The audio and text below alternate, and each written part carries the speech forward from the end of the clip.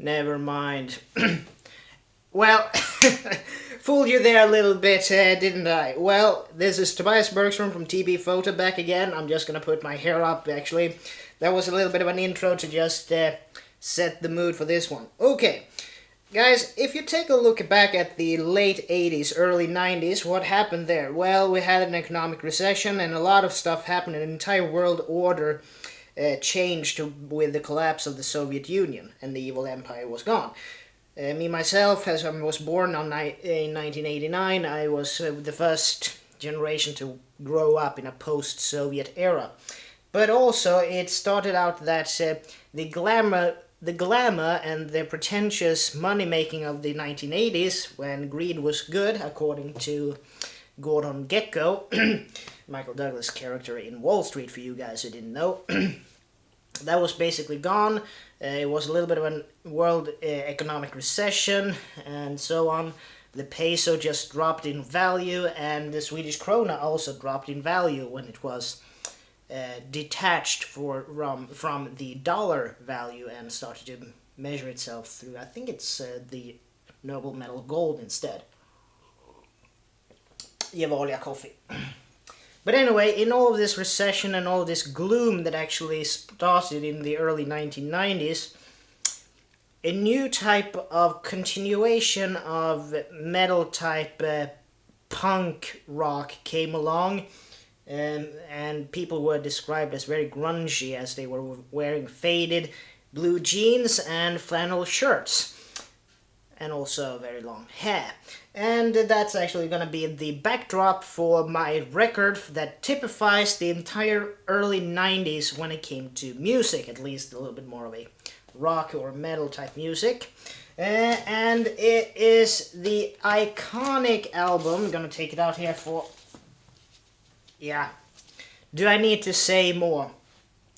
The, angsty almost lyrics of,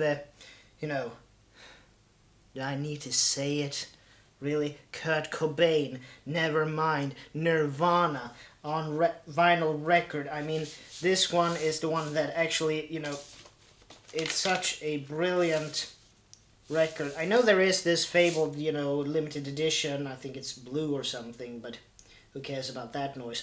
This is just the standard record. Let's see if I can put it back in. Yeah, anyway, this basically typified the start of a new generation of musicians, and ending tragically a couple of years later with the suicide of Kurt Cobain, the lead singer of this group.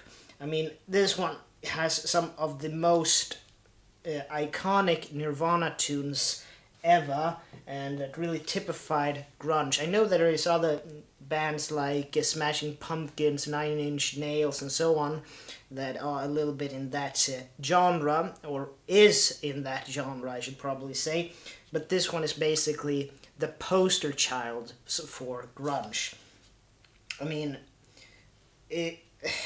just to listen to the songs on this album. I mean, first on side one you have Smells Like Teen Spirit, In Bloom, Come As You Are. I mean, that's such a brilliant track in its own.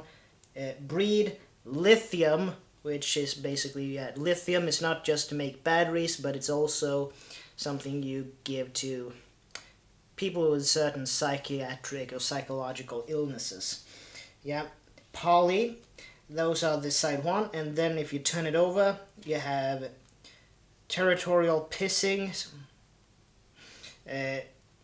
Drain You, Lounge Act, Stay Away, On a Plane, and Something in the Way. I mean, really great, but my two favorite tracks on this are basically Come As You Are and Smells Like Teen Spirit, which basically...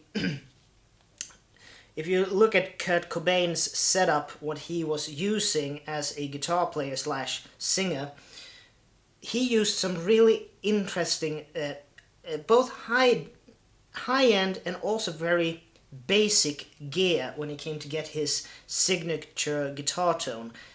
For amplifiers, he usually used Marshall power amps, which was basically that you don't have a preamp and so on that really colored the sound. I'm sure he used a ton of different stuff, but he was basically known to use Marshall power amps from what I've been able to gather. And he basically made his own guitar. He was a Fender guitar user, and he liked a little bit of an unusual. Normally we associate Fender guitars with either the Stratocaster and the little bit older Telecaster.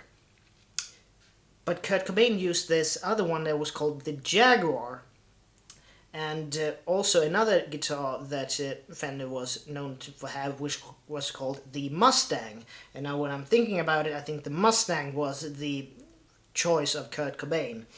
But he combined the two in what was called the Jag-Stang. He liked, I think it was, correct me if I'm wrong, but it was the body from the Mustang and the headstock from the Jaguar. And yeah, that was basically his axe or weapon of choice. And yeah, I know that has a double meaning. But anyway, his other gear that he was using was a fabled chorus pedal. And a lot of people have tried, but as far as I've been able to gather, he used the small clone chorus pedal made by the boutique, or it's not a boutique, but it should almost be, the pedal company Electro Harmonix, owned by Mike Matthews.